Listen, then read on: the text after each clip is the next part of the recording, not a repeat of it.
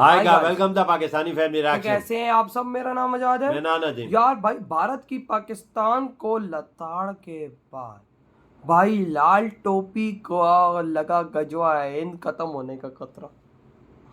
लाल टोपी को क्या बोल, लाल टोपी तो हमें भी इसका दिमाग ठीक वही नहीं। ना, वो तो सऊदी भाई साहब सुबह उठता ही तो बोलता है गजवा हिंद हो, दिल्ली पे चढ़ावा हो। ये तो ऐसी बातें करता, वॉच करते हैं भाई साहब। इसको क्या मिर्गी के दौरे पड़ गए हैं भाई, कड़ान करते स्टार्ट। हिंदुस्तान के साथ जब गज़वा हिंद का आखिरी मार्का शुरू होगा तो उसमें पाकिस्तान को बहुत नुकसान उठाना पड़ेगा। सबसे पहले घबराना नहीं। इंडिया करेगा हमला और बर्बाद कर देगा किसको? पंजाब को, सिंध के इलाके को, ये पूरा सिंध। तो कर दे तोबा तोबा तोबा तोबा। गज़वा हिंद के बारे में बहुत अच्छी तरह समझ लें कि ये एक बहुत खौफनाक जंग है। इंडियंस इस मामले में बहुत एडवांस हो चुके हैं हमारे मुकाबले में। वो सीरियसली एक जंग की तैयारी कर रहे हैं पाकिस्तान के खिलाफ। ये समझ नहीं आ रही क्या है, इसको पता नहीं लग रहा। 70 साल में कंपनी का सबसे बड़ा मकसद, यानी जिस वजह से हमने ये इतनी बड़ी कंपनी पाल रखी है, अरबों डॉलर इसका बजट देते हैं, उसका एक मकसद था कश्मीर आजाद करवाना। उसका मकसद था दिफाए पाकिस्तान करना। ये दो मकासद थे। मेरी दिला मारी आर्मी ने। 70 साल के बाद जो प्रोग्रेस रिपोर्ट अवाम के सामने है वो ये है कि कश्मीर आजाद नहीं हुआ, उल्टा पाकिस्तान 2 लाख हो गया।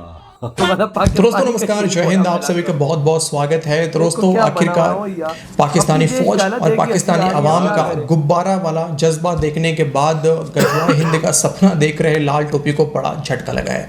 अब लाल टोपी से या फिर इनके जैसे और भी किसी से जब आप गज़वा हिंद के बारे में कोई सवाल पूछता था तो इनको कुछ पता नहीं होता था, बस ये घुमा फिरा कर जवाब जो है वो दे रहे होते थे।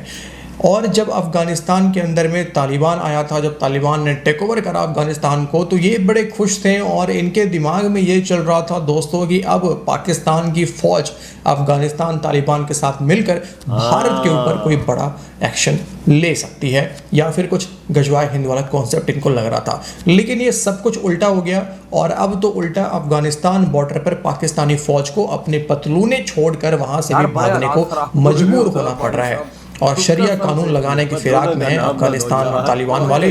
और पता ही आपको अटक तक का इलाका तो उन्हीं का है। और इधर से अब इनको ये डर सता रहा है कि गज़वा हिंद तो दूर की बात है, कहीं अगर भारत ने हमारे ऊपर अटैक कर दिया तो भारत इस बार कहाँ तक घुसेगा और पाकिस्तानी फौज को अपनी पतलूनें छोड़कर कहाँ तक भागना पड़ेगा, इस बात का डर अब इनको सता रहा है। तो आइए बढ़ते हैं इस मज़ेदार वीडियो में। दोस्तों आगे बढ़ने से पहले आप सभी से रिक्वेस्ट है कि प्लीज़ चैनल को सब्सक्राइब कर दें, बेल आइकॉन जरूर से प्रेस करें ताकि ऐसे मज़ेदार वीडियो आप सभी को मिलता रहे, और कमेंट जरूर से करें। दोस्तों यूक्रेन की जंग शुरू होने से पहले जब रूस ने 1200-1400 किलोमीटर के महाज के ऊपर अपनी फौजों को डिप्लॉय करना शुरू किया तो यूक्रेन में कुछ लोगों ने कहा कि रूस हमला कर सकता है, लेकिन ज़ेलेंस्की और उसके साथ जितने भी नेटो और अमेरिकन थे उन्होंने बेवकूफ़ बनाया पूरी कौम को और कहा कि रूस हमला नहीं करेगा।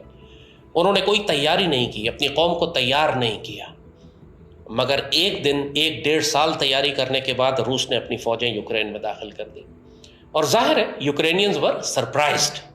जिस तरह हम कहते हैं ना 65 की वॉर में कि वी वर सरप्राइज्ड, हमें अचानक भारत ने लाहौर पर हमला कर दिया और सियालकोट पर हमला कर दिया। तो रूस ने जब हमला किया तो आपने देखा कि एक जानिब से रूसी फौजें बिल्कुल यूक्रेन के कैपिटल कीव तक पहुंच चुकी थी और दूसरी जानिब से कई 100 किलोमीटर अंदर दाखिल होकर उन्होंने ऑलमोस्ट 30% यूक्रेन पर कब्जा कर लिया। और ये लड़ाई अब तकरीबन 3 साल से जारी है। रूसी फौजें 300-350 किलोमीटर अंदर यूक्रेन के अंदर दाखिल है। 30% यूक्रेन जो है वो तकरीबन इनके पास चला गया है और वो सारे इलाके खंडर बन चुके हैं। हज़ारों लाखों की तादाद में वहाँ जो आबादी थी वो सारी माइग्रेट करके वापस यूक्रेन मेनलैंड में जा चुकी है। वो शहरों में कोई सिविलियन नहीं है, मुकम्मल खंडर शहर है, वो घोस्ट सिटीज़ हैं।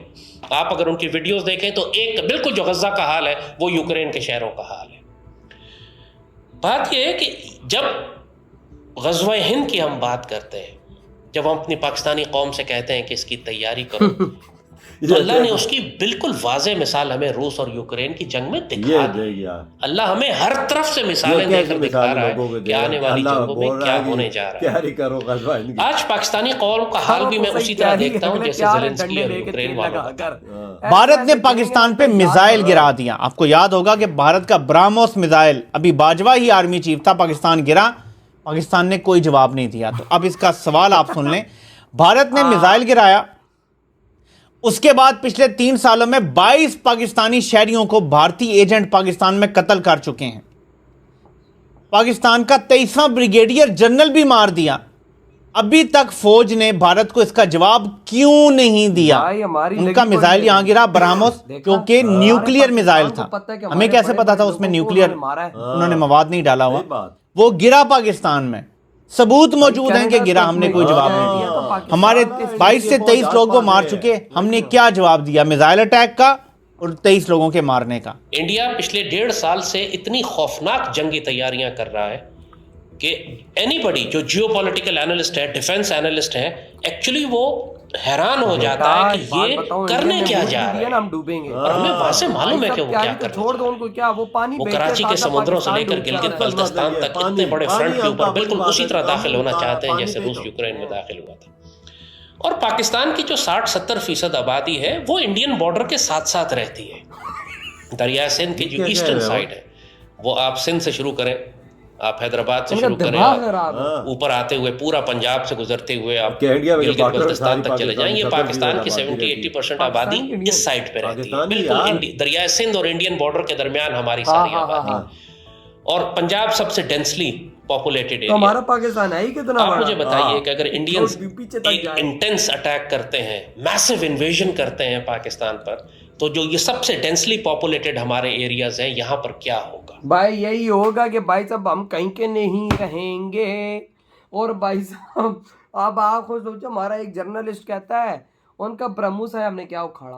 आप भाई साहब वो लोग पाकिस्तान में जो इंडिया के टारगेट पे लोग हैं उनको भाई मार रहे हैं, ठोक रहे हैं, हम क्या कर रहे हैं? बिल्कुल यही बात है। कहते क्या कर रहे हो भाई साहब? और दूसरा कहता ही कि टाइम आ गया गजवा इनका, आगे ये सबक सीख लो, यूक्रेन और रशिया की बेटा लाल टोपी बच के रहे, ये ना इंडिया पे तेरी भी नजर हो बच के रहे ना कुछ दिनों तक। ये भी बोल रहा है कि इंडिया बहुत तैयारी में है, वो हमसे ज्यादा ताकतवर हो चुका है। मैं अब इस बंदे को इस बात का जवाब दूंगा, वो पानी छोड़ता है तो आधा पाकिस्तान डूब जाता है, उसको क्या तैयारी की जरूरत है? वो उसको सिर्फ अपना एक डैम खोलना है और पूरा पाकिस्तान पानी के अंदर होगा, पूरा पाकिस्तान, न गोली चलेगी न कुछ चलेगा। उन्होंने भाई 25 करोड़ हमारे लोगों की कह के ले लेनी है, लेकिन वो इंसानियत वाला देश है, काम ऐसा करता नहीं है। जरूरत पड़े तो उसको छोड़ना पड़ता है, क्योंकि अपने फिर देश का मसला बन जाता है। देख लाल टोपी को कितना गलत है, पाकिस्तानियों गजवा हिंद की तैयारी करो, निकलो। आखिर इंडिया तैयारी कर रहा है, हमें बचाना है मुसलमानों को, गजवा हिंद के लिए निकलो। ये देख यार, ये कैसी बातें लोगों को बता ये भाई यहाँ पे मदरसा छाप लोग इसकी बातें सुन के जा दो। ये चीज नहीं कहता कि पाकिस्तानी एजुकेशन की तरफ आओ, इंडस्ट्री लगाओ, फैक्ट्रियां लगाओ, कोई IIT में अपना नाम पैदा करो जैसे इंडिया ने किया है। इसको इसी चीज का तो पैसा मिलता है कि पाकिस्तानी निकलो यार। मैं तो सोच में पड़ जाता हूं, ये जो खा पी रहे अपनी जिंदगी गुजार है, इसी पैसे पे गुजार। मौलाना सही बात है, भड़कावे का पैगाम देते हैं। ऐसे लोगों को ना मरने के बाद ना भाई साहब, मैं कहता हूँ जो हमारे फरिश्ते होते हैं वो भी इनको पिछवाड़े पे डंडे मारेंगे। बिल्कुल बिल्कुल सही बात है। ऐसे फतूर फैलाते हैं। और भाई आप देखो अखे भाई साहब, इंडियंस हमें ये कर देंगे, हम इंडिया को, भाई साहब इंडियंस इतने ज्यादा है ना कि भाई अगर उन्होंने सुसु भी मारा ना, पूरा पाकिस्तान डूब जाना। बिल्कुल सही बात है, वो 1.5 अरब आबादी है और ये बोलते पूरा पाकिस्तान डूब जाएगा यार। वजह वो खाली पानी छोड़ता है तो हम वो नहीं संभाल सकते। और भाई हम अगर उन्होंने हमला किया तो हम वो संभालेंगे। क्या मजाक करता है, पागल तो नहीं हो? वो बहुत ताकतवर वही ना। तो यार आपके क्या थॉट है इस बारे में? इधर ही वीडियो तुम करते हो।